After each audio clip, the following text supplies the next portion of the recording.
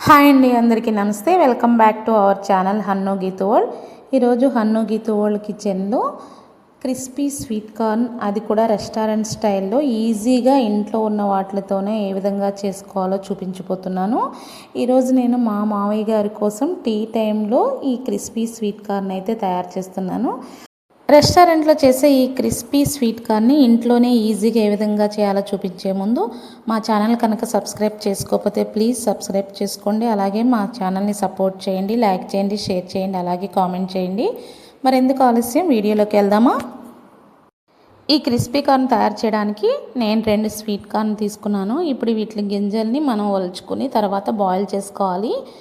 గింజలను ఒలిచేటప్పుడు కొన్ని మన చేతికి చితికిపోతాయి. అలాగే చాక్తో కట్ చేసినట్లయితే సగం కట్ అయిపోతాయి కదా, అలా కాకుండా నేను చెప్పిన విధంగా కట్ చేసుకుంటే మీకు ఈజీగా వచ్చేస్తుంది, టైం కూడా సేవ్ అవుతుంది. ఇలా చాకుని 2 లైన్స్ మధ్య పెట్టి ఈ విధంగా ప్రెస్ చేస్తూ తీసినట్లయితే చక్కగా గింజలన్నీ కూడా చితకకుండా చక్కగా వస్తాయి. ఒక్కొక్క స్వీట్ కార్న్ లేతగా ఉంటుంది కదా, అలాంటప్పుడు మనకి గింజలు చితికిపోకుండా ఈ విధంగా నైఫ్తో కనుక తీసుకున్నట్లయితే చక్కగా వచ్చేస్తాయి అన్నమాట. ఇప్పుడు ఈ 2 స్వీట్ కార్న్ కూడా ఈ విధంగా గింజల్ని సపరేట్ చేసుకున్న తర్వాత మనం వీటిని బాయిల్ చేసుకోవాలి. ఈ విధంగా అన్ని గింజల్ని ఒలుచుకున్న తర్వాత మనం చేత్తో ప్రెస్ చేసినట్లయితే ఆ లైన్స్ అన్నీ కూడా విడివిడిగా విడిపోతాయి. ఇప్పుడు స్టవ్ ఆన్ చేసుకుని ఒక గిన్నెని తీసుకుని ఈ గింజలన్నీ మునిగేంత వరకు వాటర్ని పోసుకోవాలి. తర్వాత దీనికి కొంచెం ఉప్పు అలాగే పసుపును కూడా యాడ్ చేసుకుని వాటర్ని మరిగించుకోవాలి. వాటర్ మరిగిన తర్వాత మనం ఒలిచి పెట్టుకున్న ఈ గింజలన్నిటిని కూడా వీటిలో వేసుకుని మరీ మెత్తగా కాకుండా పదునుగా ఉండేట్టు, సుమారుగా ఒక 80% ఉండేట్టుగా కుక్ చేసుకోవాలి. పదునుగా ఉండేట్టుగా చూసుకుంటే మనకి క్రిస్పీ కార్న్ అనేది పర్ఫెక్ట్గా వస్తుంది. ఈ విధంగా ఉంటే సరిపోతుంది. ఇప్పుడు వీటిని ఒక స్ట్రైనర్లో పోసుకుందాము. ఇలా స్ట్రైనర్లో పోసుకుని వాటర్ అంతా కూడా దిగిపోయేంత వరకు చూసుకోవాలి. దీనిలో తేమ ఏ విధంగా ఉండకుండా చక్కగా గరిటెతో ఈ విధంగా అంతా కలుపుకుంటూ పలుచగా చేసుకోవాలి. వాటర్ అంతా కూడా దిగిపోయి వీటిని చల్లారేంత వరకు కూడా ఈ విధంగా గరిటెతో కలుపుకుంటూ చల్లార్చుకోవాలి. ఇప్పుడు ఈ స్వీట్ కార్న్కి కోటింగ్ కోసం ఒక మిక్సింగ్ బౌల్ తీసుకుని ఈ చల్లార్చుకున్న స్వీట్ కార్న్ అన్నిటిని కూడా వీటిలో వేసుకుందాము. ఇప్పుడు దీనిలోకి సుమారుగా 3 నుంచి 4 కార్న్ఫ్లోర్ పౌడర్ అలాగే 1 టేబుల్ స్పూన్ మైదా పిండిని వేసుకోవాలి. మన 2 స్వీట్ కార్న్ తీసుకున్నాం కదా, సుమారుగా ఒక 3 స్పూన్లు కార్న్ఫ్లోర్ అలాగే 1 టేబుల్ స్పూన్ మైదా సరిపోతుంది. ఒకసారి అంతా కలుపుకున్న తర్వాత కోటింగ్ చాలదు అనుకుంటే ఇంకొక స్పూన్ కూడా యాడ్ చేసుకోవచ్చు. ఈ విధంగా చేత్తో కాకుండా బౌల్తో లేదంటే స్పూన్ సహాయంతో ఈ విధంగా కలుపుకున్న తర్వాత దీనికి కొంచెం పెప్పర్ పౌడర్ అలాగే కొంచెం సాల్ట్ని కూడా వేసుకుని మరొకసారి అంతా కలిసేట్టుగా కలుపుకోవాలి. చేయిని పెట్టి కలపడం వల్ల ఈ కోటింగ్ అంతా కూడా తడిగా అయిపోయి సరిగ్గా కోట్ అవ్వదనమాట. అందుకనే మనం ఇలా గిన్నె సహాయంతో కానీ స్పూన్ సహాయంతో కానీ కలుపుకోవాలి. అలాగే ఈ విధంగా కలుపుకున్న తర్వాత 2 నుంచి 3 స్పూన్లు వాటర్ని కూడా యాడ్ చేసుకుని మరొక్కసారి అంతా కలిసేట్టుగా కలుపుకోవాలి.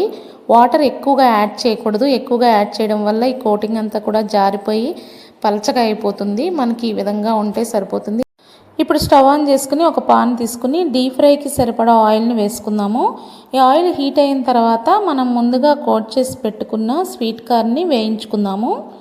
ఇప్పుడు ఈ స్వీట్ కార్న్ని ఆయిల్లో వేసే ముందు ఇలా చిల్లులున్న గరిటతో కానీ లేదంటే జాలి గరిటతో కానీ తీసుకుని వేయడం వల్ల ఎక్సెస్ పిండంతా కూడా గిన్నెలోకి పడిపోయి స్వీట్ కార్న్ ఒక్కటే మనం ఆయిల్లో వేసుకోవడానికి వీలుగా ఉంటుంది.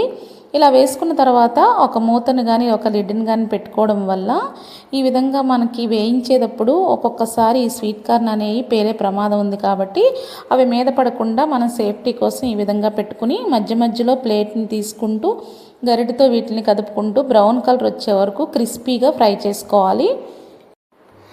మీకు చేత్తో ఒకటి పట్టుకొని చితిపితే మీకు తెలిసిపోతుంది. మనం గిన్నెలో వేసినప్పుడు సౌండ్ వచ్చే వరకు ఫ్రై చేసుకుంటే సరిపోతుంది. ఇప్పుడు రిమైనింగ్ స్వీట్ కార్న్ కూడా వేసుకుని వీటిని కూడా బ్రౌన్ కలర్ వచ్చే వరకు కూడా మీడియం ఫ్లేమ్లో వేయించుకుని వేరే ప్లేట్లోకి తీసుకుందాము.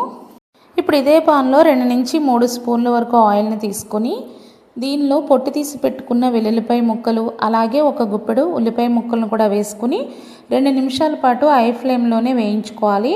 మనం నూడిల్స్ చేసుకునేప్పుడు కానీ లేదంటే మంచూరియాకి కానీ ఎలా హై ఫ్లేమ్లో చేస్తామో అదే విధంగా ఈ క్రిస్పీ కార్న్ కూడా హై ఫ్లేమ్లోనే చేసుకోవాలి.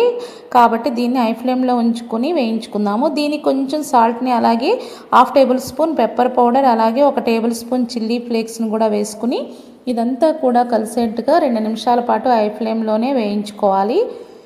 ఇలా 2 నిమిషాలు వేయించుకున్న తర్వాత మనం ముందుగా ఫ్రై చేసి పెట్టుకున్న క్రిస్పీ కార్న్ కూడా దీనిలో యాడ్ చేసుకోవాలి. ఈ విధంగా క్రిస్పీ కార్న్ యాడ్ చేసుకున్న తర్వాత దీన్ని కూడా హై ఫ్లేమ్లోనే మనం 2 నిమిషాల పాటు అంతా కలిసేట్టుగా ఫ్రై చేసుకున్న తర్వాత కొద్దిగా కొత్తిమీర అలాగే కొంచెం చాట్ మసాలాని కూడా వేసుకుని 1 నిమిషం పాటు హై ఫ్లేమ్లోనే దీన్ని కూడా వేయించుకుని స్టవ్ ఆఫ్ చేసేసుకోవాలి.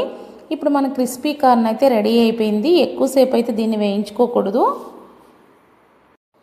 ఇంతేనండి, ఇలా సింపుల్గా ఇంట్లో ఉన్న వస్తువులను ఉపయోగించి క్రిస్పీ కార్న్ అయితే తయారు చేసుకోవచ్చు. రెస్టారెంట్కి వెళ్లకుండా తక్కువ ఖర్చుతోనే ఇంట్లో అందరూ హ్యాపీగా తినొచ్చు. కాబట్టి మీరు కూడా ఒక్కసారి దీన్ని ట్రై చేసి మీకు ఎలా కుదిరిందో మా కామెంట్ సెక్షన్లో తెలియచేయండి. అలాగే దీన్ని మనం తినే ముందు కొద్దిగా కొత్తిమీర అలాగే కొంచెం నిమ్మరసంతో కనుక మీరు తిన్నట్లయితే చాలా అంటే చాలా బాగుంటుంది. ఇంకొకసారి రెస్టారెంట్లో ఆర్డర్ ఇవ్వరనమాట. ఫస్ట్ టైం చేసినా కానీ అంత పర్ఫెక్ట్గా వస్తుంది. మరి మా వీడియో మీకు నచ్చింది అనుకుంటున్నాను. మా వీడియో కనుక మీకు నచ్చినట్లయితే మా ఛానల్ని సబ్స్క్రైబ్ చేసుకోండి, లైక్ చేయండి, షేర్ చేయండి, అలాగే కామెంట్ చేయండి. మీరు చేసే వాల్యుబుల్ లైక్ వల్ల ఈ వీడియో మరికొంతమందికి రీచ్ అవుతుంది. కాబట్టి లైక్ చేయడం మర్చిపోవద్దు. అలాగే మీరు ఫ్రీగా ఉన్న టైంలో మా ఛానల్ని ఒక్కసారి విజిట్ చేయండి, మమ్మల్ని సపోర్ట్ చేయండి. Thank you for watching.